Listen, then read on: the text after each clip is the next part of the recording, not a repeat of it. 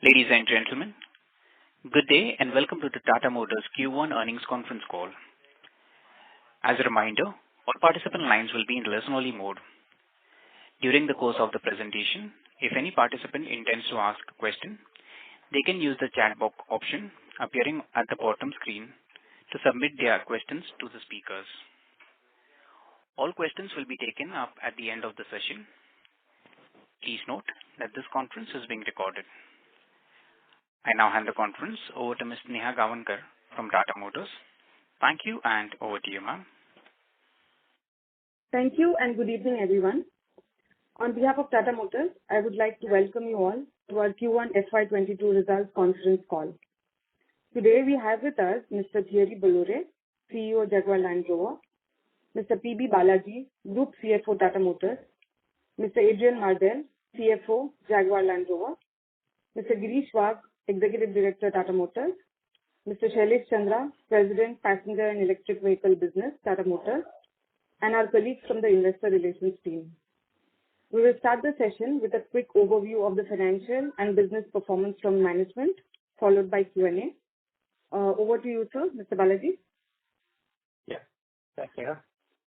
Firstly, thanks everybody for joining this call. Hope all of you are safe and sound. And as is customary, we'll probably spend about 30 minutes going through the deck at speed and pausing on the areas where you want to amplify, and thereafter open up for Q&A as you want. Moving on to the safe harbor statement, nothing new here. Next slide, please.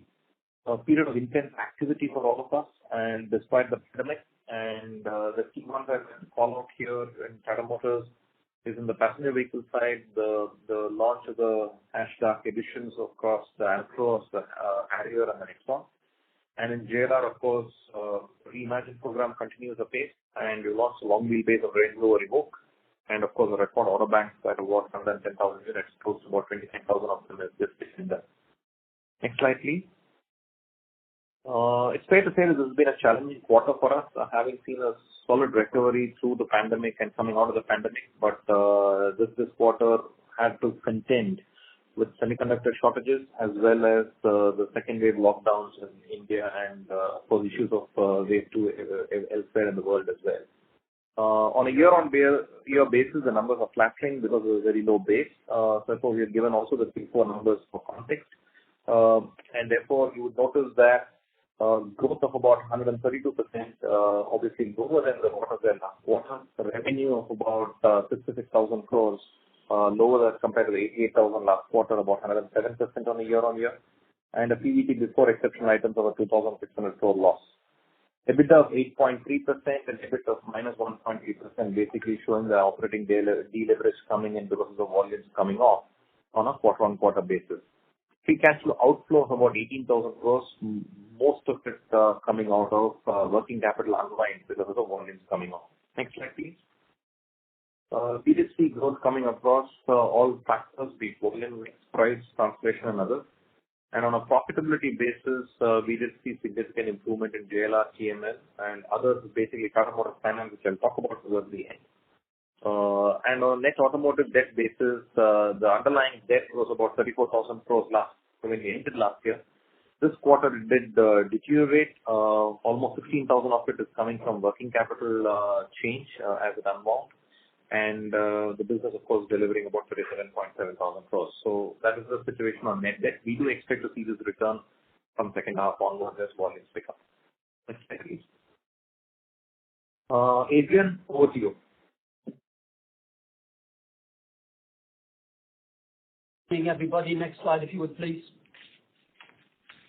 Okay, so these are our KPIs across the same information sets Balaji just took you through for the group. To the points he made, we've included Q4 FY21, and I remind you, in our view, that was a really good representative quarter for us. Before obviously slight concerns, which is why it's a really good comparator. Retails actually in Q1 were higher than Q4. That is not a normal pattern for us. That just reinforces the retail level we have in the marketplace today. Pending supply issues is very strong. Obviously, our revenue is determined by wholesales, not retails. You can see already an impact on revenue in Q1, which of course will continue into Q2 and beyond. Our loss actually of 110 million and 0.9% negative EBIT was slightly better than I was indicating 2 weeks ago on the calls, and I'll take you through the details of that. EBITDA 9% obviously suppressed by the volume levels as well, and the free cash flow was the £1 billion outflow within 4 million, the numbers which we announced on the 6th of July. Next slide, please. Okay, so most of that I've already said. I think the thing that I didn't say was the order bank. Just a reminder, that's 110,000 units at the end of June, 29,000 Defenders, so that product continues to be incredibly strongly received in the marketplace. And that number over the last 2 weeks has stayed about the same level. Next slide, please. So these are the quarter one retails, 124,000 units by major region. You can see a dramatic increase year on year, of course.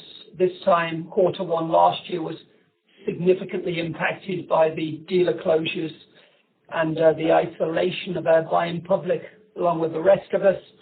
The regional splits pretty much as you would predict, apart from China. China, of course, returned to normal much sooner than other regions last year. But even in China, on a year-over-year basis, we were 14% higher.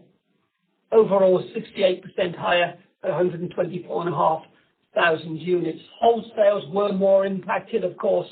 You know, these will be impacted sooner, but we only have a pipeline before we hand over to our dealers and importers.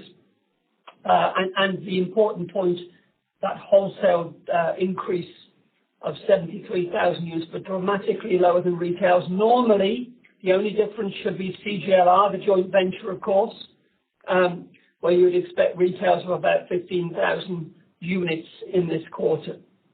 So you can see a big fall off in wholesales, and I think the key point to take away from this slide, now our pipelines and our dealer stocks are falling, you will begin to see falls in retail sales from quarter two. Next slide, please. So this is the slide on stocking levels. If I take you back 12 months, the blue line at the top there, that's the inventory that our retailers own, which of course then pass into customer hands. It was high at the end of April, May last year, of course, as those retailers were closed. And we did deliberately take it down to ideal levels. We talked to you about that on a number of occasions at quarter two and quarter three last year. You can see that with the dealer stocks around 60,000 units. They've fallen a lot since March. They've fallen from about 68,000 units down to about 42,000 units. And that enabled us to keep the retails high in Q1. From that level, we would not be able to keep those retails as high in quarter two. The unwholesale stock, the brown lines, the stock that we own, obviously they're on their way through to the dealers. That's down already to about 30,000 units. You can see it was lower when the plants were closed in April and May last year. And again, that number can drop a little bit. But the pipeline is very, very thin. And therefore, going forward for the foreseeable future, production will be a better measure of both wholesale and retail levels, with the exception of CJLR. Next slide, please. Okay, so retails by family in the quarter. Range Rover, of course, doing incredibly well, even though those vehicles are 7 and 8 years old. The bigger ones are. Obviously, the Velar is doing well also. Up 56% quarter on quarter. The Defender entrance 12 months ago, obviously, that's why that number for Defender was very low in the previous year. But we had a good 17,000 units. Remember, I talked to you for a while that it needed to be 5,000 retails a month. We went through that in quarter four, and that's continued in quarter one. So the appeal for those products is very strong. But both Discovery and Jaguar are up year over year, also for the reasons mentioned. Our electrification numbers were 66% in quarter one. Let me remind you, that was 62% in Q4 and 53% last year. So more and more of our units actually have an electrified offering, just as we said they would do. Next slide, please. So this is the bridge which takes us back to prior quarter profitability. We lost 413 million in Q1 last year, obviously heavily impacted by COVID. I think a lot of this would be expected. Our volumes were restricted by about 30% in the quarter just gone, but still significantly higher than the same quarter last year, up about 36,000 units. You can see a big number there for volume and mix. Mix is richer than the previous year. Good improvements in parts and accessories as well within the quarter versus 12 months ago. But we did have restrictions on volumes in CJLR. Don't forget, China wasn't impacted as much last year as the rest of our regions. And the emissions number needs calling out as well. You know, we've got a compliant portfolio. We've explained that to you. You know, when we had free demand in terms of those PHEV units and free supply at the end of last year, you know, we reduced the fines and the reserves.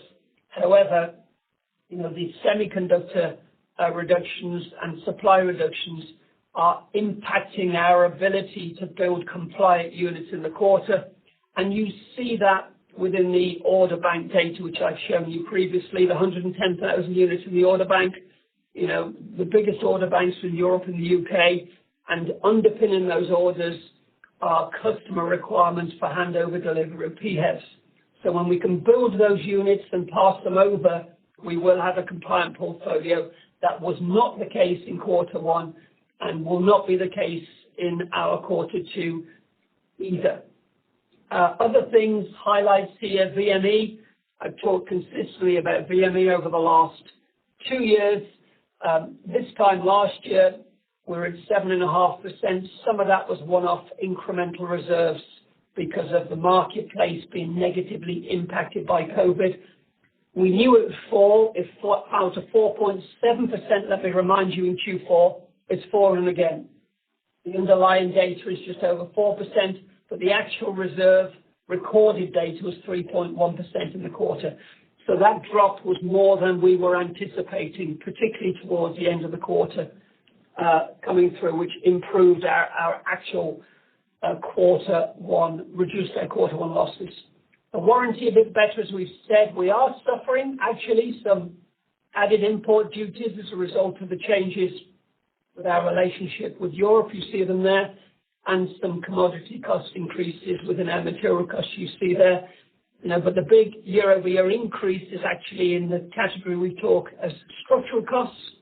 A lot of that is furlough monies, which we took from governments around the world 12 months ago. That, of course, was a job retention policy, and it served us incredibly well over that period. Unfortunately, we weren't able to retain all of our workforce through the Reimagine changes, but that definitely helped us to protect jobs over the critical period last year. And as we sensed, let me remind you, almost 20,000 people home last year. Of course, you know, the amount of cost spend, overhead spend, fixed marketing spend was much, much lower and suppressed. And you are seeing it increasing, not back to normal levels actually, but much higher than previous years. The other thing to note here is our engineering capitalization continues to be lower, just over 40% in the quarter. And again, we've explained that to you before. The policy was changed in FY18, and those changes will ebb and flow depending on where we are on each of the product cycles. What's happened here is we've completed Defender, we've completed 21 model year, and those engineers are moving over to the new architectures, which have not reached their capitalization point yet because of the maturity of the product. All of that is exactly as we've explained to you in previous years. Operating exchange, bad news because sterling appreciation offset by the hedges we have in place. That's 110 million loss, 0.9%. Underlying, the break-even point here is about 90,000 units. So our EBIT underlying is lower than we were indicating, you know, a couple of months or so ago. And that's the start of us just to optimize and maximize this position of supply shortages. Next slide, please. In the circumstances, this was a really good result on cash. So this is our traditional walk. The two numbers in the middle, the cash profit after tax and the investment, is the two we look to balance out and obviously overachieve on. We were within 74 million of doing that on just 84,000 units, which tells me our underlying cash break-even was just under 90,000 units, and we'd said our intention was 100,000 units in the investor presentations in February and also in the May year-end presentation. So again, we're starting to optimize our position in difficult circumstances. Overwhelmingly, the cash loss in the quarter was working capital.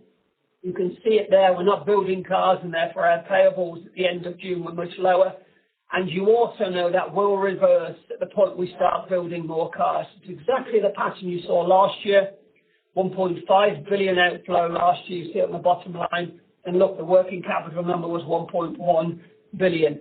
And let me remind you, last year that 1.1 billion reversed itself within 25 million on a full year basis. So once we're able to build more cars, that working capital number will begin to reverse. That is a certainty. Next slide, please. Investment. Our investment numbers, 2.5 billion full year. I've said to you, ebb and flow around 600 million a quarter. This was slightly under the 600 million, and I expect that to be the case in Q2 as well. And then investments to grow in Q3 and Q4 as we start to bring our new MLA high products Range Rovers, first of all, to the marketplace, and finalization in the second half of the year. Next slide, if you would, please. Okay, so the business update. Keep going. Thank you. So obviously a big focus for this organization is Reimagine and the transformation program of Refocus. This program is much, much more complete and holistic than the fantastic charge program we had. You see the pillars there. It really is engaging a lot more people than we engaged during the turnaround programs across the 6 pillars with the 3 enablers. And the really exciting news here is we're starting to see value generation and value creation, particularly in pillars 5 and 6. 150 million we recorded in the quarter. If you were to go, I won't take you back to the previous slide, but if you would go back to the previous slides, you will note that what we're recording here is less than the value we saw in quarter 1. So we've attempted to subdivide the quarter between what happened because of shortage and what happened because of the power of the program. If I were to add it up, everything you can go back and record in the bridge, there's almost 350 million actually worth of reductions quarter on quarter over the previous year. We're recognizing 150 million of those for the Refocus program. But this is a really great, strong super start for this program. This is just the first full quarter, of course, of Refocus. We also saw improvements on quality, down to 3.3%. That drove an 18 million improvement. And we're starting to see improvements on Pillar 3, although in a volume-constrained environment, the absolute savings on material cost, of course, are going to be lower than in a free supply environment. So the size of that number will partly be determined by the speed of recovery of volume and supply in half 2. But a great first full quarter to the program. And let me assure you, momentum is building. Momentum on this program is absolutely building. Next slide, please. Okay, so the big news this quarter for us was semiconductors. We covered a lot of that, in our announcements on the 6th of July and also in the special meeting we had with a number of you on the 7th of July. This is the page we use. The headlines are there's strong demand in quarter 1 for retail, so take you through that. Wholesales were up versus previous year, but importantly down 27% from the level we would have expected to have passed over to the dealers, and those orders would have expected and underpinned. So it's about 30,000 units. Quarter 2 will be a worse performance supply quarter than quarter 1. A lot of the quarter 1 happened towards the end of the quarter, including new news at the end of June, as we talked about, and we can see July production has been impacted quite significantly. August is better than July. September is better than August, so we are starting to see the end of the quarter better than the start. Our volume wholesale prediction in the quarter is slightly higher than I told you back in 2 weeks ago. I said it was 60,000 units. We think we're slightly higher, around 65,000. But broadly in that 60 to 65,000 range, I also indicated at that point in time. The problem won't be fixed in quarter two. We are taking a number of actions. I talked you through all of those 2 weeks ago. We have a mission control center, which is a permanent center of activity and energy, which we meet at the board level twice a week. There really has been a rigorous engagement, led from the front by Thierry, who actually today, Thierry's on the road, he is listening into the call, but when we get into the Q&A, just be aware that he's in a different location to myself, so there might be a requirement for a delayed passover for him to make appropriate comments. But that supply engagement is obviously at the first tier level where our contractual points are, but going much beyond end-to-end pipeline right back to semiconductor manufacturers we're fully engaged with, so we have true visibility, and more importantly, they have true visibility of our requirements, and there's no filtering that down through the end-to-end pipeline. We will begin to prioritize the vehicles that we produce. At the moment, we have 110,000 orders, and therefore, obviously, we want to make sure we do the right thing and provide those cars to customers as soon as we can. But the new orders we take will start to reprioritize to higher derivatives within nameplate, and if we have to choose between nameplate, more valuable nameplates, of course. But our big drive here is to increase the allocation of supply to Jaguar and Land Rover, all plants. And we believe we're starting to make traction and progress on that, although only a small amount is coming through as incremental in Q2, those 5,000 units so far. Next slide, please. So the outlook page, I know this is a difficult one because you want us to say more, but we're not in the habit of misleading you. We have added more information than 2 weeks ago. So the revenue off those 65,000 wholesales will be about £3.7 billion. I've told you already our break-even point in Q1 was about 90,000. It might be slightly lower than that in Q2, but obviously 65,000 will be negative EBIT margin. Our investment at £2.5 billion. We do not plan to delay investments, but absolutely full speed ahead on introducing those new products to the marketplace. And free cash flow will be up to £1 billion outflow in Q2. The actual status is slightly lower than that, but for the moment, if you hold that number, obviously, if things were to significantly change, we bring that information for you. Off to revenue is difficult because we're not clear yet on supply, but it will be determined by supply because those customers are waiting for cars. We do, however, expect quarter three to be better than quarter two and quarter four to be better than quarter three. So it's reasonable to assume as we start to reduce the break-even point again, which we will do in half two, towards the 80,000 unit level, we'll be positive EBIT in the second half, and we'll also be free cash flow positive at the point we build more units, because obviously that working capital piece will reverse very, very quickly, and our underlying break-even points are now being brought down to a level where we're not that far away from September's activity to actually be in cash positive territory. No change in guidance for FY24 or FY26.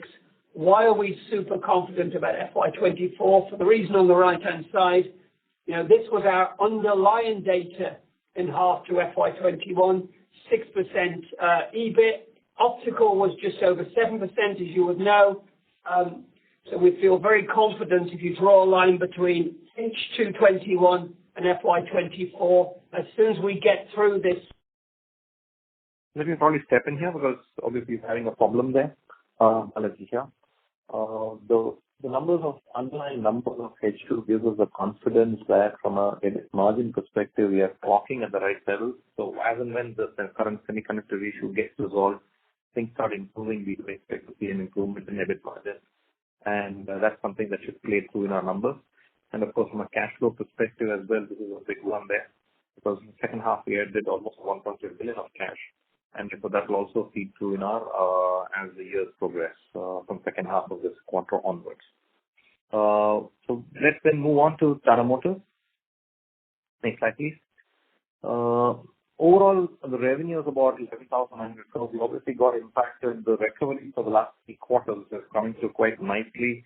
Did face a stumble when it because of the wave 2 lockdowns that we had, and therefore that resulted in wholesales coming off from 195,000 units to about 114,000 units. So a sharp drop there, and that translated into revenues also coming off from 20,000 crores to about 11,000 crores. Year-on-year, a flattening, I wouldn't cover that.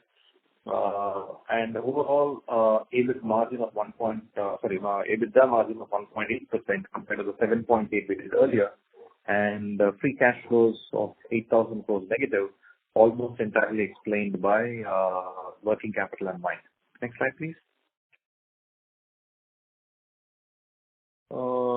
The key call-outs as far as the volume industry, we'll talk about a little bit of market shares in a while, and passenger vehicles as well. The highlight standout for us is EV's order book of about 53,000 units going strong. EV, of course, really rocketing now. Penetration at 3% of the portfolio, used to be 0.2% only 2 years back. And the highest ever quarterly sales at 1,700 units and moving on stronger. Profitability, the CV EBITDA was break even with the volumes being impacted, hence operating leverage as well as inflation playing out there. And on PV, the 4.1% is a continuing progress that we see. Cash flows almost entirely explained by working capital with a very strong liquidity of 5,800 crores. Next slide, please.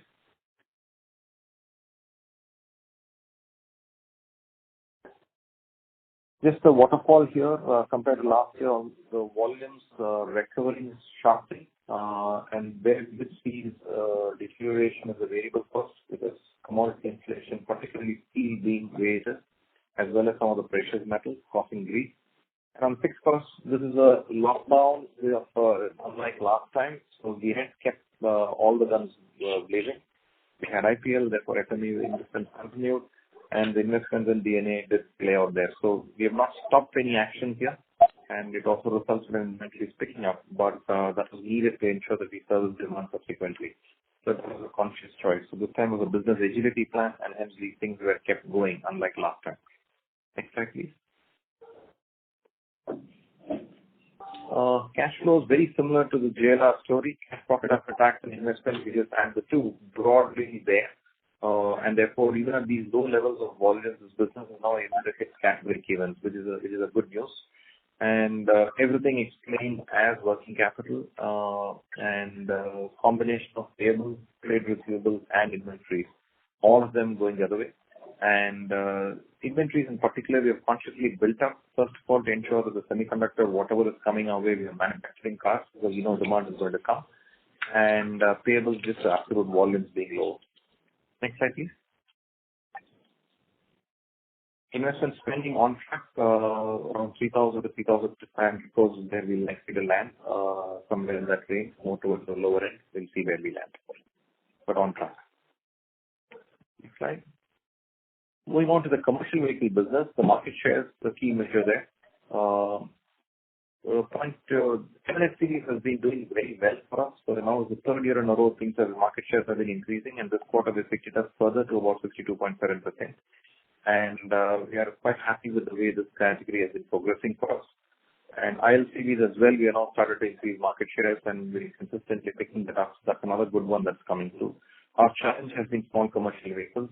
Draw your attention to the graph on the right-hand side top corner, where we look at this SCV salience, which used to be only about 50% of the business, now almost at 65% of the business given the current economic conditions.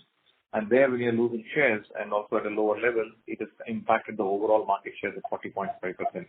We don't like the shape, and ensure that we are ensuring actions are in place for that. We started bad last year. We did end at almost similar to the previous year. And at the same time, this year, we want to really go ahead of that. So work is underway on that particular front. Buses remain the sector where the salience is almost evaporated, and we hope and pray that come second half of this year, buses will come back again as school starts opening. Next slide, please. Commercial vehicle, the key call-out between retails and wholesale broadly the same, and at a domestic level, so inventories are quiet there, and revenues obviously impacted by the fall in overall market that you see.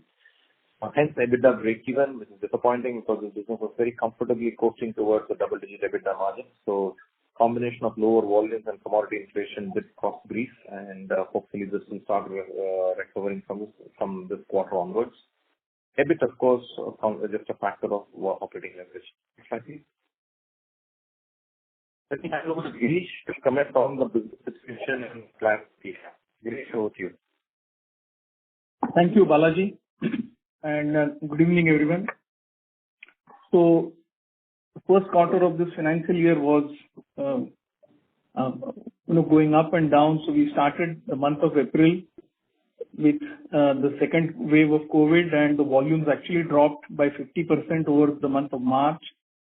And then further in the month of May, there was another drop of 50%. So from March to May, the volumes actually dropped by almost 75%. But the good thing is, in the month of June, the volume started picking up, especially in the second fortnight, and one saw almost 94% growth over May, which means that the volumes in June came back to April level. At an overall level, Q1 volumes were 56% lower than Q4, but at a very good level as compared to the previous Q1 of FY21, when we had almost a complete lockdown. So localized lockdowns across the country have actually helped the economy to continue, and we were able to sell volumes almost 4.5 times of last Q1. As Balaji mentioned, I think M&HCV and ILCV market share momentum has continued, and which augurs well for us. I think the focus now is on SCV and pickups, as Balaji mentioned. At an overall level, I think the freight has started improving towards the second fortnight of June, with the e-way bills increasing, diesel consumption increasing, our internal metric of workshop job cards also recovering. As far as freight rates are concerned, I think they are also improving from the low that they made in the month of May. In terms of commodity inflation, I think this is something which we keep on fighting. And as a result of this, we had to take 2 back-to-back price increases, 2.5% in April and almost up to 2.5% even on 1st July.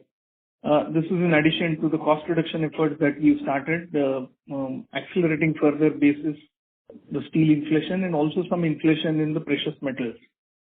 With the increasing prices of diesel and gasoline, one has also seen an increase in penetration of CNG. So CNG penetration is not limited to a few pockets in the country, with the CNG infrastructure also improving. So many areas in the country, the penetration of CNG is increasing. Because of this profitability of the transporters under stress, one saw the sentiment index of transporters also going down in Q1. And this transporter sentiment index is made up of 2 parts. One is satisfaction with the current conditions, and the second one is expectations from the future. So satisfaction with the current conditions were actually negative, which means the transporters were completely dissatisfied with the current state in Q1. But the good part there was they were optimistic about the future going ahead in Q2 and H2. Government's infrastructure thrust continues, and this is driving the demand in tippers and also in segments like cement, steel and minerals. We also see the e-commerce continuing to do well, which is for both hub-to-hub as well as last-mile distribution. In terms of availability of credit, I think financial collection ratios have started to improve towards the end of Q2, and after a good fall in April and May, and this has also therefore led to increase in availability of credit and convergence in the month of June. Going ahead, I think with the diesel prices as well as where we are on the freight rates, the transporter profitability is still a concern. It is still below the levels of March, but the freight rates are continuously increasing with the demand increasing and the demand supply balance being restored. So one therefore looks at the transporters profitability improving as we go ahead. Semiconductor availability continues to be a focus area, so we are managing it from a war room perspective, and we are looking at almost every component where semiconductor goes in and tracking it on daily, weekly, fortnightly, monthly basis, depending upon how important that part is or what is the inventory with us. So we have taken multiple steps here, like engaging directly with the semiconductor suppliers, spot buying of semiconductors from the open market. We are also developing alternate sources to ensure that at least towards the later half of the year, we are in a better position. We've also built inventory of critical semiconductor-based parts in Q1 when the demand had gone down. And also parallelly, we are looking at design interventions to optimize the semiconductor consumption or the footprint in the overall vehicle. So these are all the steps which have been taken, and therefore in Q1 where we were placed better, of course, the demand had also gone down. And with the current visibility of demand for Q2, we seem to be placed better. But as I said, this is something which is being tracked almost on a daily basis. Coming to the next challenge, the inflationary pressure, especially on steel and precious metal, continues, and more so on steel in commercial vehicles. And therefore, we are having a significant drive towards cost reduction by repurposing a lot of our teams to ensure that we are able to pull out whatever amount of steel consumption is possible and therefore reduce the cost. And finally, I think the CV passenger area buses still continue to have a very, very muted demand. There has been a good pull to some extent in ambulances, but otherwise all other buses continue to do very, very low. The only green shoot there is the manufacturing sector. So employee transportation for manufacturing sector seems to be doing well. But all other segments, whether it is employee transportation for IT sector, school buses, even intercity transport is something which remains muted. But I think gradually the things are improving, as we had also seen last year that the Q4 was comparatively better. Same thing, we expect that going ahead, the bus demand should start coming back to some semblance. So that's in nutshell summary for CV business. Balaji, back to you. Thanks, Girish. Going on to passenger vehicles, market share of 10%, 9-year high, and the penetration of EV is now starting to touch 3% for this quarter. And even within that, I think we are now seeing all our segments starting to do well, particularly market shares. The mid-size SUV segment is up almost 800 basis. The strong response coming from Nexon, Harrier, and the Safari. And what we are noticing on the EV side is highest ever quarterly sale of the portfolio of 1,700 units, and market share now staying at 77% for this quarter. So good momentum building up on the passenger vehicle business and continues that way. Next slide, please. On the financials, draw your attention to the wholesale and retail number. Wholesale is higher than retail. It's a conscious choice because dealer inventory levels had dropped precipitously to just about 6 days. And we now built it back to about 17 days compared to industry sitting at anything between 30 to 45 days depending on the player. So we intend to keep it around these levels at this point in time. There's still a waiting period for our cars, and we'd like to obviously ensure that doesn't go too much out of control. And profitability, of course, continues to do well, and now at 6.1% despite these low volumes. So that this business is very much on a turnaround and should improve performance even further as we go ahead. Next slide, please. Shailesh, over to you. Thank you, Balaji. As Balaji has already spoken about the last quarter performance, I'll share with you the actions that we are planning for in Q2 as we witness progressive recovery in July and expect the quarter to be reasonably better than the same quarter that we had seen last year and also versus Q1 of this financial year. So on the demand generation side, we have identified certain micro markets where we are systematically working on focused levers to drive growth, and also working on certain supporting interventions to recover in product segments and geographies which were impacted in Q1. And as you know, we have the upcoming festive season, and to make the most out of it, we have planned for festive campaigns, and also our presence will be felt in IPL, which restarts in September, to provide better visibility to our products ahead of the festive season in October and November also. Living to the philosophy of new forever, we have been and will continue to launch exciting product interventions. The hashtag Dark is what we launched this month, is one such example, I would say.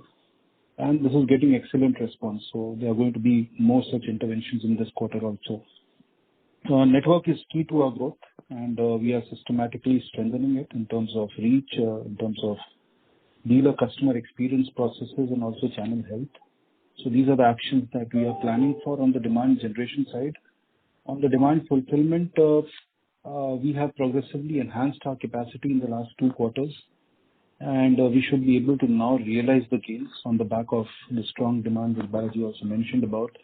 The semiconductor supply has been an ongoing crisis, and we are best trying to mitigate this through creating alternatives, and we have been working very closely with our supplier partners. We have new product lined up, and we are trying to accelerate the work on the same, especially those variants which are witnessing high demand. Example, CNG and also EV is now really moving very fast. Given the supply side risks due to various uncertainties in the environment, we are also building strategic inventory for the identified components. As far as profitability is concerned, we are keeping strict control on cost as per the business agility plan that we have developed. In a supply constrained environment, and where certain product segments are facing pressure, we are also trying to best optimize the mix to drive better profitability. We have also been organizing more than 300 idea generation workshops in the last quarter. We did involving more than 1,000 employees to drive cost erosion ideas, and we are going to further accelerate this in this quarter also.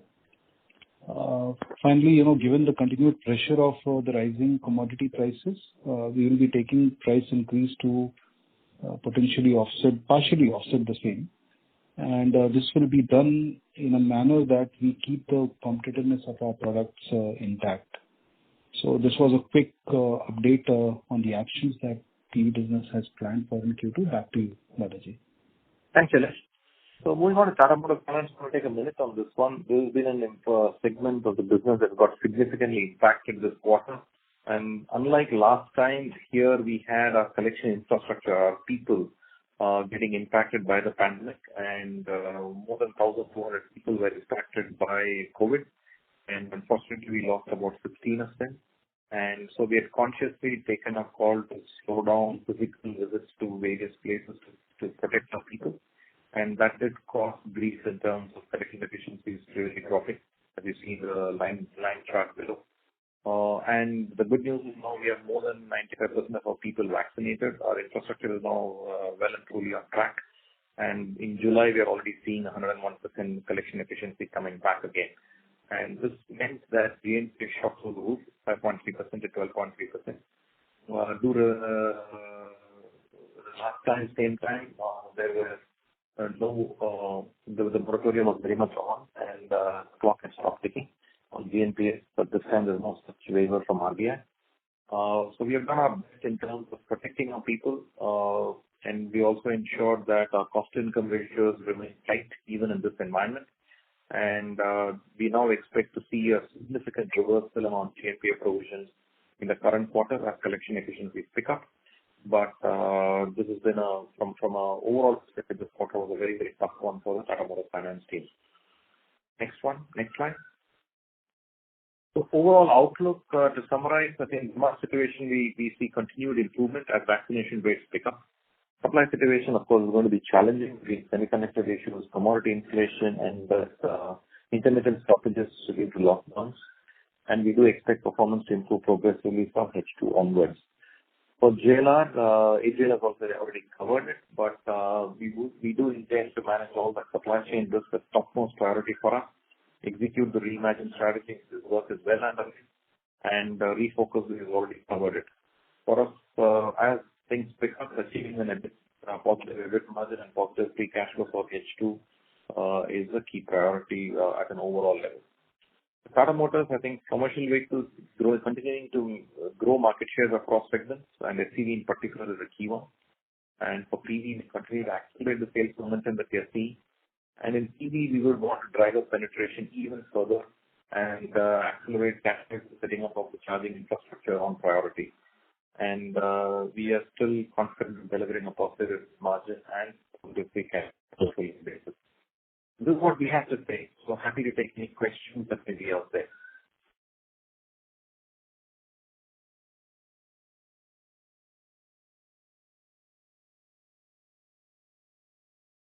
Okay, moving on to the questions. I think first one from Aditya Makaria, HDFC Securities. The aggregate China car sales has been declining since the last few months. What's the reason for the above? Also, how the luxury sales are faring in China? Adrian, do you want to pick this up? I hope you're back. Yeah, hopefully you can hear me now. Apologies, we obviously fell off the call at some point during the end of my presentation, but hopefully you can hear me. So I'm not sure which data you're referencing here, but let me tell you what's happening to China in the data. The first point, of course, is there is a peak selling period in China. From the early part of November through to the early part of February was the period last year. It's basically Singles Day in China through to Chinese New Year, and that is the period which ourselves and all other OEMs will be selling most vehicles. So you might be referencing a normal in-market fall-off after China New Year. February and March are lower sales always than December and January. Maybe that you're referencing. If I give you the data sets, in quarter one, even though China for us had pretty much returned to normal last year, we were up 14%. So in a like-for-like period, taking out, premium selling periods in the market, in a particular marketplace, like-for-like, we were better in China. Last point to make, our China volumes will start to reduce in Q2 alongside other regions, for the reasons said, i.e. supply is starting to be reduced as a result of the semiconductor challenges. That's where we are in China. Thanks, Adrian. Next question from Dinesh Gandhi, Motilal Oswal. Following questions for JLR. We have seen a quarter-on-quarter decline in gross margin despite a favorable mix and pricing. Is this due to commodity price impact? If yes, what is the gross impact in first quarter and expectations for second quarter? And second related question, we have seen the material benefit of staff cost reduction due to restructuring as well as depreciation due to impairments. Are we expecting savings from these levels? And then I have a question for PV, which I'll take it subsequently. Okay, let me take them in the order you've asked them. So, commodity prices keep coming up. It isn't the biggest influence in our margin performance by far. And even though commodities are increasing, if I give you a value in the quarter, to give you a sense of that, it impacted us by about £30 million adverse on a year-over-year basis. If I compare that to the 243 million improvement year-over-year in VME, you can see relative to variable marketing and the health of sale, it's a small impact, and we expect it to be an increasing impact, but relatively a small impact going forward also. So please, it's not commodity prices that are going to influence and impact what we do in performing going forward. The VME pieces are much more impactful along with warranty, which is why I've consistently called those out over the last 2 years. Other points you referenced in there, material, benefit of staff reduction costs. Well, we've got a slide in the deck. You'll see, I think it's page 38. We don't need to go to it, but you'll see our absolute costs in quarter one last year, which we had the furlough monies in there. We called out that number, 115 million improvement year over year, last year compared to this year. There is a small cost increase versus quarter four. I keep saying to you, quarter four is your reference quarter here. So when you look at the impact of staff costs, they have gone down versus quarter four. Some people did leave in the quarter, and more people under the Reimagine redundancy programs will leave in later quarters also. You're asking about D&A. Again, when you look at that slide, when you have a chance to look at page 38, you will see that our D&A did drop, actually, versus prior quarter a little bit. I think you're probably referencing MLA mid here. Now, the point of MLA mid, of course, is those assets were on the balance sheet, not yet being depreciated. So the saving for MLA mid, which you may be referencing here, was actually a cost that hadn't then, at that point, come through to our income statement, but would have if we'd have brought those vehicles to the marketplace. So there's a small reduction on D&A. What MLA mid has done is stop that number increasing by about 0.5% of EBIT going forward. You won't see a reduction, you'll see an avoidance of an increasing. Balaji? Yeah, thanks, Adrian. Question on Shailesh on PV. What's the current capacity and utilization, and what is the scope of capacity expansion at our existing locations? And other one, what are the price increases taken in PV in first quarter and in July 22? This is the CVP. Welcome to it. Right? Yeah, Balaji. So I would not get into the numbers in terms of capacity because it's slightly complicated from a shop to shop when we go. But broadly, if I have to give you the capacity utilization of the three locations in which we operate, I would say Pune and Sanand would be operating somewhere around 65% to 70% now. And Pune is going to go upwards from here because of the new launch, which will be, which is slated on, which, as you know, is going to get launched in the coming months.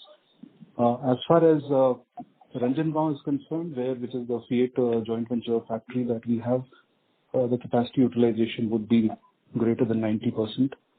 And our engine and transmission, which is powertrain capacity utilization, would also be in upwards of 90% is what I would say. I would take the first part of the question on the price increase, and then I'll ask Girish to talk about CV. On the price increase so far in May, we had taken about 1.8% price increase in PV, and we are yet to take a price increase in the quarter two. Over to you, Girish, for CV. Yes, thanks, Shailesh. So, yes, we took a price increase on 1st April, which was about around 2.5% across the range. And looking at the steel price increases, we have taken another price increase of around 1 to 2.5% starting 1st July. So those are the kind of price increases we have taken. I also saw a question on whether it's easier in PV or CV to pass on the cost increases. I think in both business units, it's not that easy to pass on. And our focus also, therefore, has been to look at what we can do on cost reduction first, and rest, of course, try and pass it on to the market. Balaji, back to you. Thanks, Girish. Next question is from Stephanie Vincent, JP Morgan. Because inventory is very tight, all OEMs are seeing pricing of mixed improvements during the specific period. However, I'm curious as to the ability to upsell customers with more marketing stroke ordering being done online. How does JLR management find customer behavior with ordering additional options, etc., for example? Adrian? Yeah, I'll take that one, Balaji. Okay. So a few things to consider here on this one. You're correct. Inventory is tight and become a lot tighter over the course of quarter one. That's absolutely correct. You're starting to see the first impact in that in our variable marketing. Obviously, that's the money we use to close deals, and the variable marketing support is starting to fall quite dramatically, actually. So you will see already in quarter one, as a result of the pressure on supply, that the deals we actually did with customers, were more valuable to us. Now, that was quarter one, and don't forget this challenge unfolded in quarter one. So going forward, in supplement to that, i.e. in addition to that, we will also to control our order banks, of course, we don't want order banks of 4, 5, 6, 7 months on average sales. We're starting to actually, take away the ability for customers to order either in dealer or online the lowest value derivatives. Temporarily, some of those derivatives will not be available, so they cannot be ordered. They would need to up-spec their request by nameplate if they wish to order one of our vehicles until we get back to normalization. So those are two things, one already happening, existing deals in the marketplace with less marketing support, and then we're going on to the next stage of taking away the lowest value derivatives within a nameplate. So, customers, if they wish those cars, will need to specify their vehicles for us to be able to deliver that to them in the marketplace. Most of the second piece will start to impact in the second half of the year, not the first half of the year, because, of course, our obligation is to fulfill the orders we've received already in the order banks, those 100,000 plus units. Ajit? Yeah. Next question is from Pramod Antek, Incred Capital. Chip shortage is helping JLR system inventory ease drastically.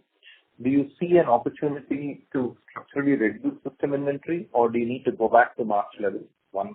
And second, China JV's repeated slip into losses is a concern. Any medium-term fix needed here? Okay, Balaji, let me take them in order of being asked. So, inventory at March, it was globally at £3 billion level. Let me remind you, 2 years earlier, it was £4.4 billion. So we've not only been impacted by this supply shortage, we had already drastically reduced inventory by just over 30% across, all nameplates, all markets, all regions. Do I see an opportunity to reduce from that? It's marginal. If anything, on a number of nameplates in a number of markets, we now have too low inventory, and that will impact, when at this level, that is starting to impact the number of customer orders we can close out. Hence, the retail levels will be suppressed in Q2. So what you'll find is it will continue to drop, but it's now dropped to an unnaturally low level, and we do need to bring it back appropriately, actually to levels we were seeing closer to, February time, I'd say, rather than March time, actually. February last year time, as we normalise this position, just around £3 billion is a good place for us to be. There are marginal gains beyond that. China JV repeated slip into losses is a concern. Any medium-term fix? Well, don't forget the China JV has been impacted by the semiconductor supply as well. I did say to you, I think at the year end, we formally kicked off a charge improvement structural cost program in China.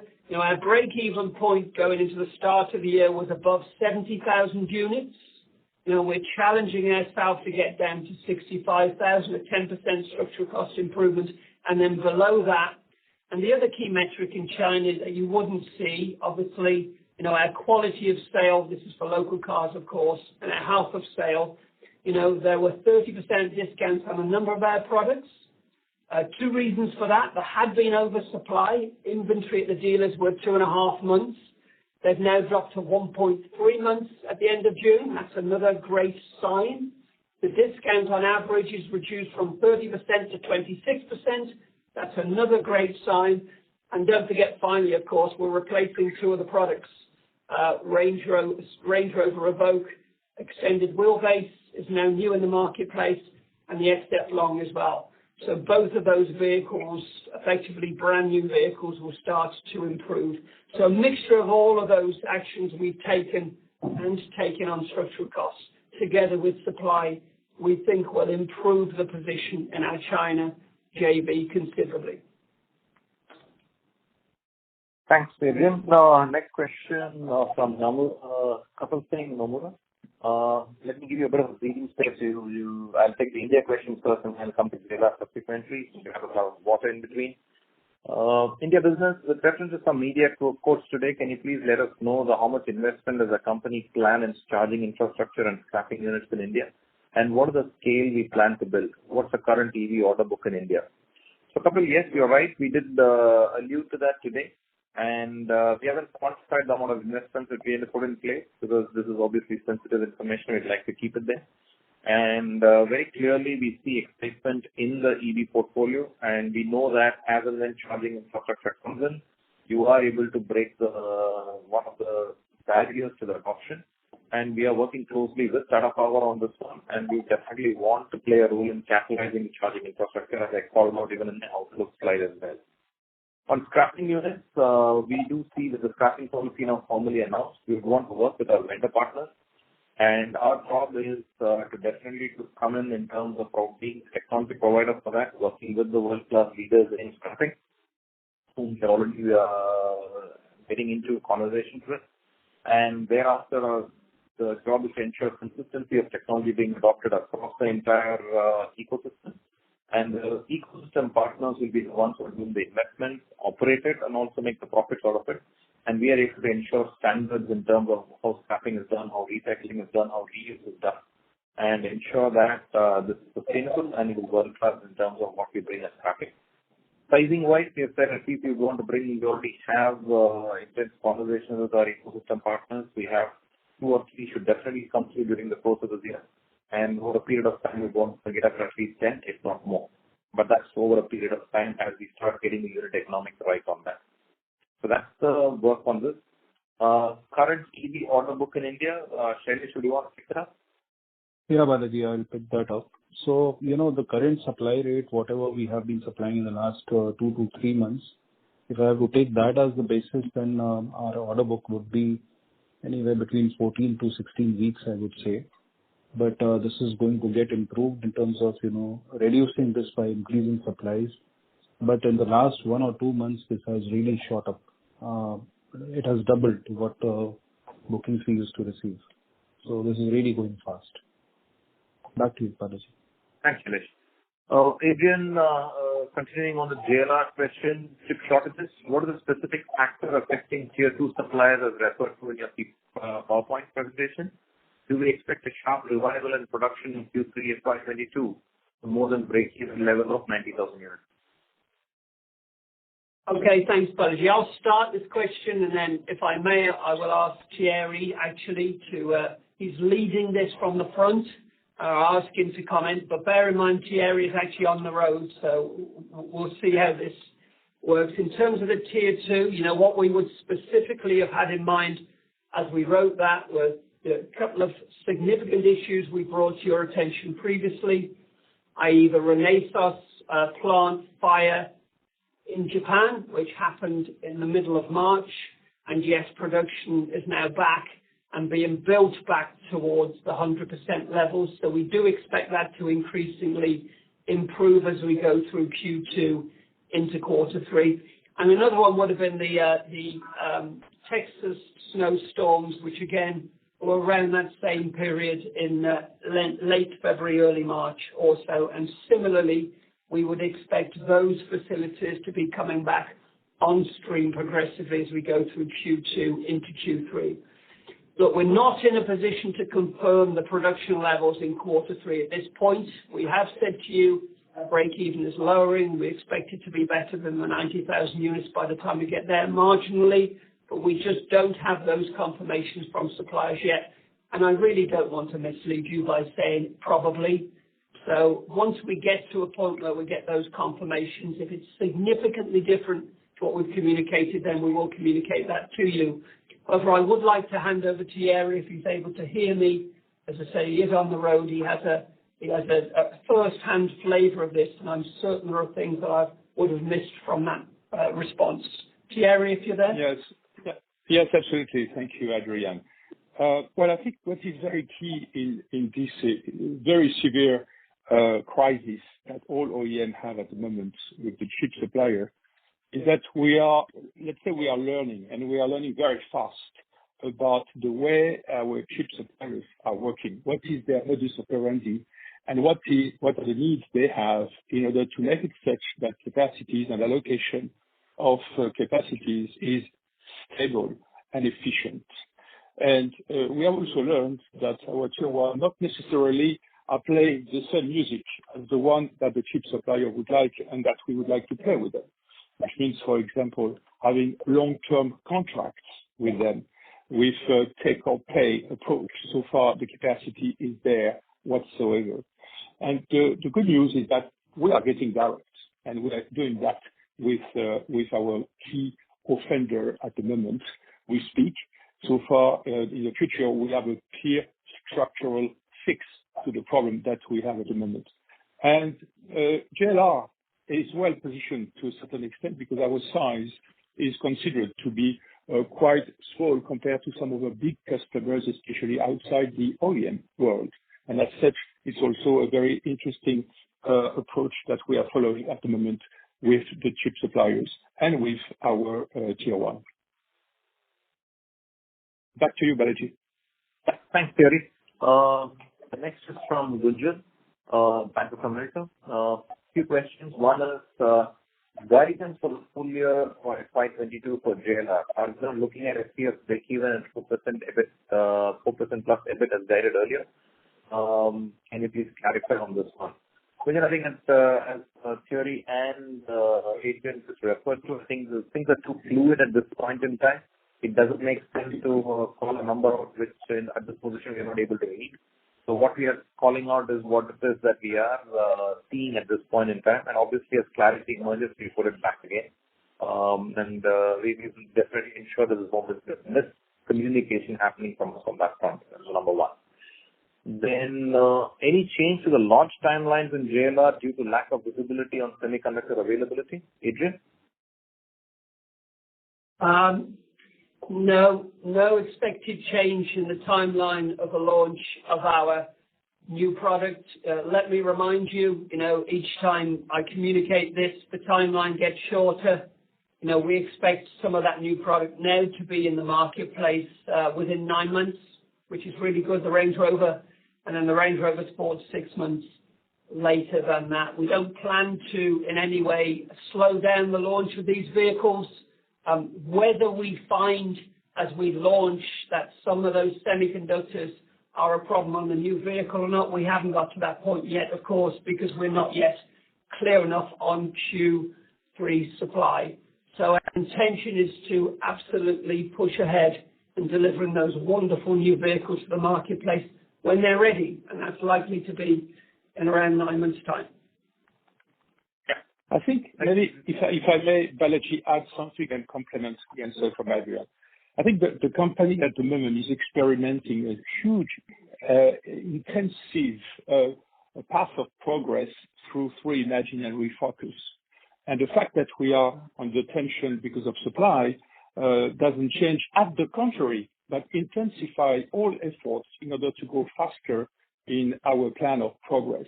So which means that the company is getting more muscular, is getting faster, is getting better synchronized. And that's the reason why we are just making such that the supply is coming back, and then we will show the progress that we have made during this period of time as well. Thank you. Thanks, Thierry. The other is on the Indian business, saying is the market demand post reopening in the domestic market. Is there any volume outlook for CV and PV business for FY22 that we can share? Wouldn't want to conjecture on volume outlook other than the fact that both Shailesh and Girish did allude to significant pickup that we are seeing in the market as we speak. PV has been on a roll, and as far as CV is concerned, we are seeing gradual demand coming back off of segments. Question to Adrian. VME levels in JLR are very low given supply shortages, and this is an industry-wide phenomenon. How sustainable is the number for VME and warranty for the midterm? And the second on emissions, how do we think the powertrain mixes needs to move to comply with this? Okay, thank you, Balaji. So VME, I'm going to interpret midterm post-supply shortages rather than during supply shortages. Let me take you back to the announcements I've made previously. We were expecting variable marketing at that point in time to be at or around 6% and warranty at or around 3.5%. So once we get to a normalized marketplace, assuming there isn't a permanent correction here, then I would anticipate that guidance is still good guidance.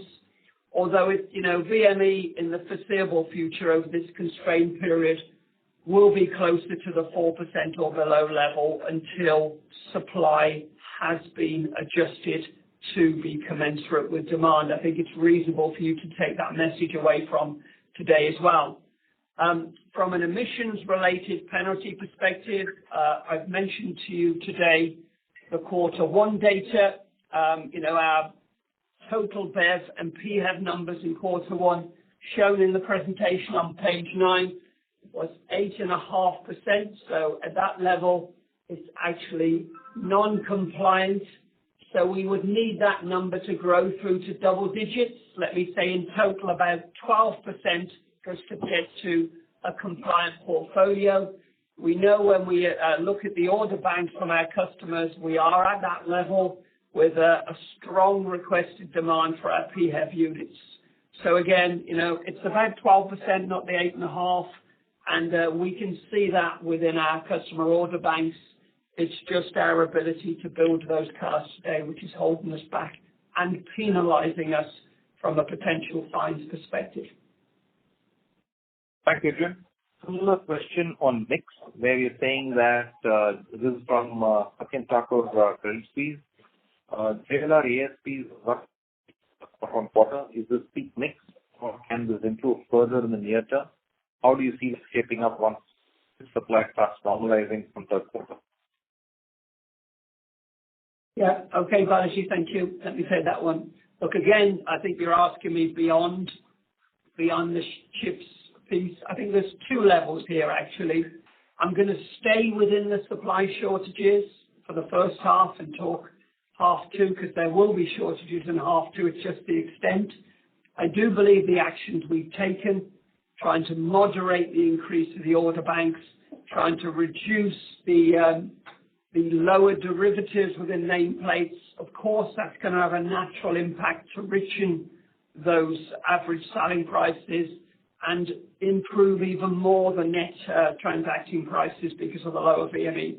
So I see those two items actually increasing over the second half of the year once we've supported the orders that have been put in place. Again, as we normalize post-crisis, it's more difficult, but don't forget and listen to Thierry's words. This will inspire us to actually even further accelerate our refocused transformation program. And we're very focused within that program for all regions, improving health and quality of sale. And you will see that coming back as increased transacting prices, net transacting prices. So there will be a legacy as we roll out the program. Those transacting prices, like for like on exchange rates, of course, will continue to be strong, if not improving going forward. Thank you, Rick. Question from Nishant Vyas from ICICI Securities. Can you shed some more light on the strategy of 10 new launches on EVs in India till 2025? Are the new launches going to be spread equally across years, or is it going to be more back-ended? Any breakdown of target segments? How is the battery supply chain being planned in India? Nishant, I think the way I would like to look at it is this is the plan and aspiration we're after. We are pretty excited by the speed at which the country is moving into electric, and particularly with rising fuel prices and charging infrastructure starting to come together, the barriers are also falling. And therefore, we believe the customer needs to be given choice. And given the choice, we will be an all-in player. We've already called that out many times over, and we're just quantifying it so that we're able to put some meat to the bone that we have. So the 10 new launches is definitely is a part of the plan by 2025, reasonably well spread out. And we wouldn't want to put out any specific target segments other than saying wherever the customer is going, that's where we want to be. Otherwise, we wouldn't be an OEM to begin with. And obviously, the backend will be fully integrated to ensure that continuity of supply and security of supply are being maintained. At this point, this is what we'll be able to share. And rest assured that as and when we get closer to it, more and more color would be provided as we normally do. I hope that helps, Nishant. Next question is from Jay Karthik from Elara Capital. Even if things improve in second half for JLR, is it fair to assume that FY22 net debt for consolidated will be higher than 40,000 crores seen at the end of FY21? Great question, Jay. I think the point to be made is that at this point in time, out of the 18,000 crores outflow that we saw, more than 16,500 crores is just working capital. And we showed both in JLR and in Tata Motors that the operating cash less capex is actually near break-even that is there. And therefore, at this point in time, wouldn't want to comment on how the year-end debt would be. We have made it very clear that as far as Tata Motors is concerned, we will be cash positive in the year, free cash flow positive. And JLR on a full year basis, work is still underway to actually figure out where exactly we would land. And we have clarified, Adrian has said it many times today, saying that we see improvement in second half. How big, how far, how much revenue, how much profitability, all that depends on how fast the recovery on the semiconductor side comes through. Intrinsically, we are in a good place. Now we need to get the demand, we need to serve the demand. That is where we are. So wouldn't want to hazard a guess on where we would land up on a full year basis. But do keep in mind that the deterioration of this quarter, most of it is working capital, and we will obviously see a significant unwind of the working capital when its volume starts picking up. Adrian, anything you want to add to this? Nothing to add to that, Balaji. No, thank you. Okay. Question from Vinay Singh on very similar lines, saying that if revenues in the second half of this year is going to be very similar to the revenues that we had last year same time, why would EBIT margins be on lower on a year-on-year basis? We haven't specifically called out EBIT margin for the second half of the year. Therefore, I must admit that I didn't understand your question too much. Adrian, unless you can figure out what he's trying to say. If I may, Balaji, I think the questioners misunderstood the outlook slide, because the 6%, I think this is where I did drop off. So, I did explain it, but it sounded like I was talking to myself. So the 6% is actually the underlying for last year, and the headline is 7.1%. So the two numbers both relate to last year. We have not provided any guidance for H2 FY22 for the reasons said. Yeah, now I got it. Got it. Now I understood. Then I hope that's clear for you. Then we have A.B. Hobbs from Sandram Asset Management.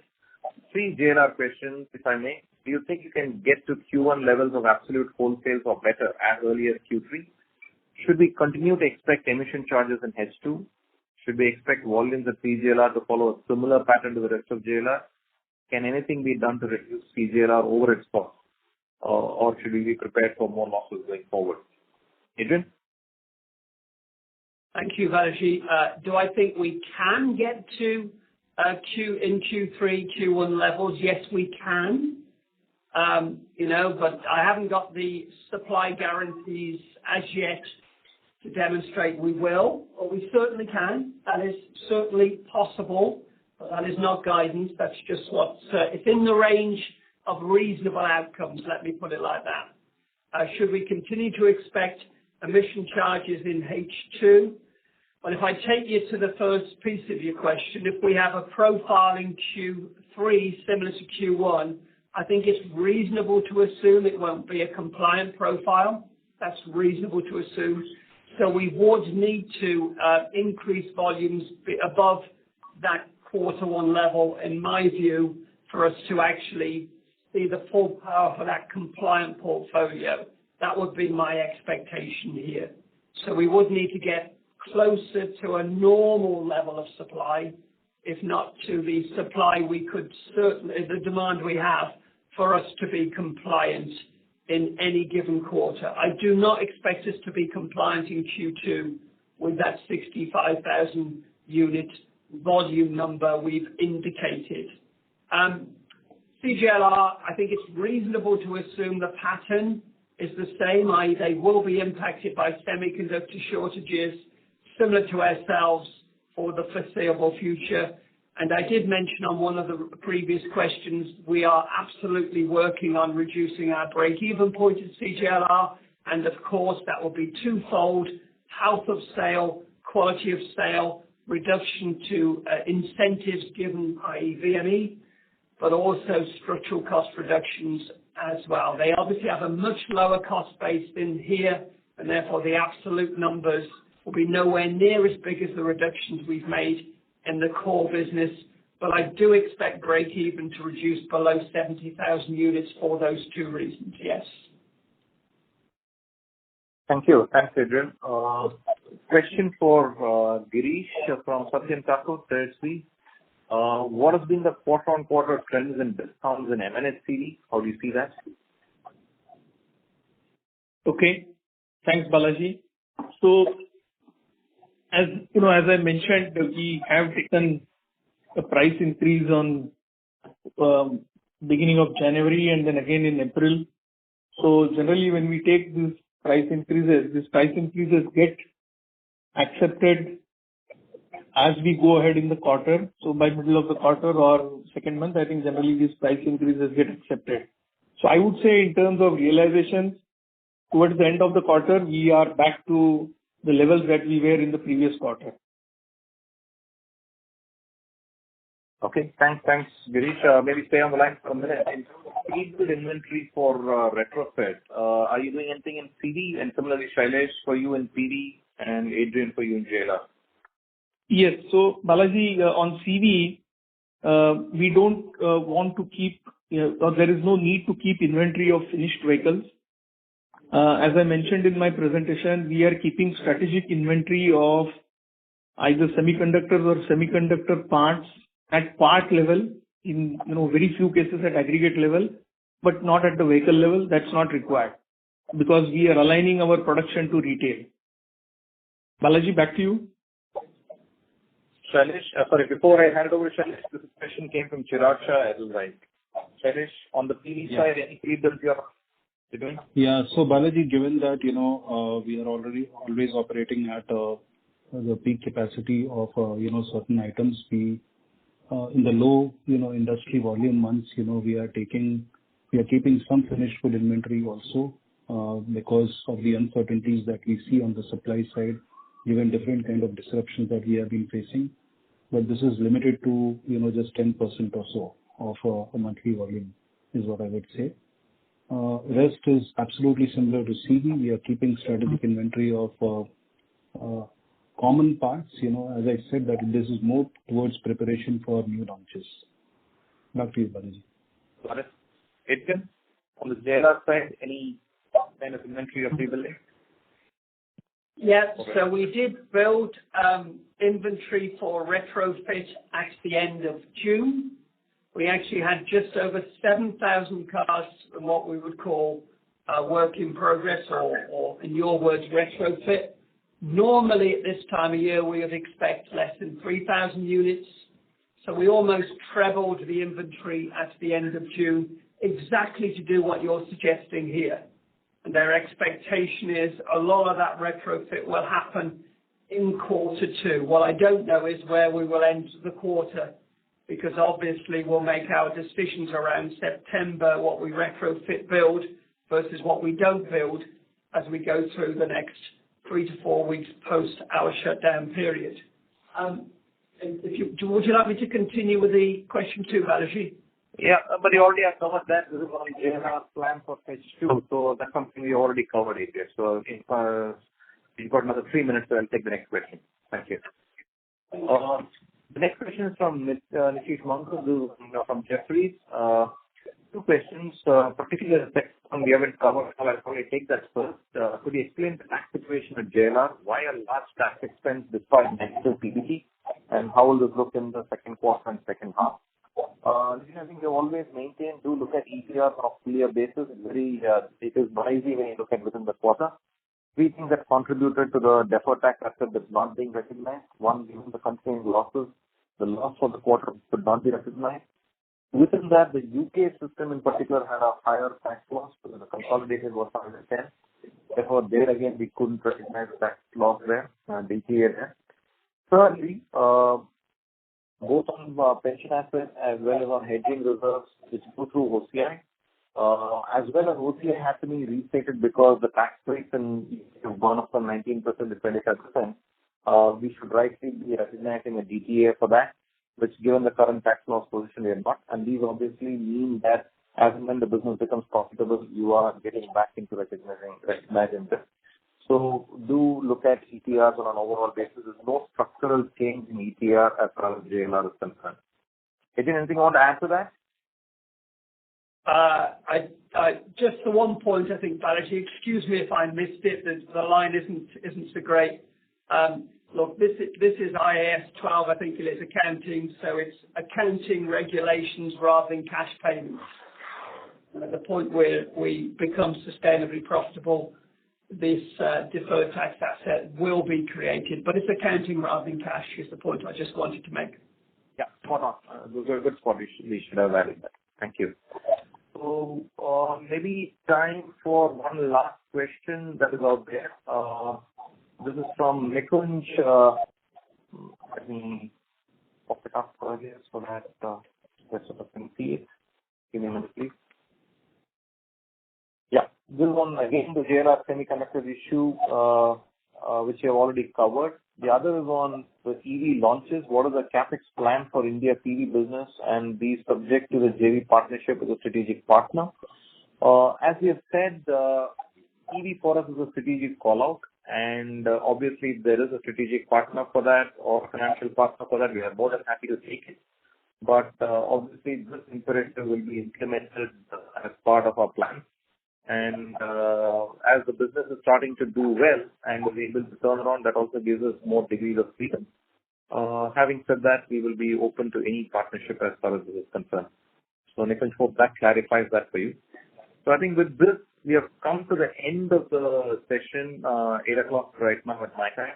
So thanks all of you for joining in. Thanks to the teams in JLR and TML for taking the questions. Hope we are able to answer all your questions to your satisfaction. Feel free to reach out to us in case there's anything else that you'd like us to clarify. And look forward to engaging with you in the coming days. All the very best. Stay safe. Take care. Bye-bye. Thank you. Thank you, Balaji. Ladies and gentlemen, on behalf of Tata Motors Limited, that concludes this conference. Thank you all for joining us, and you may now disconnect your lines.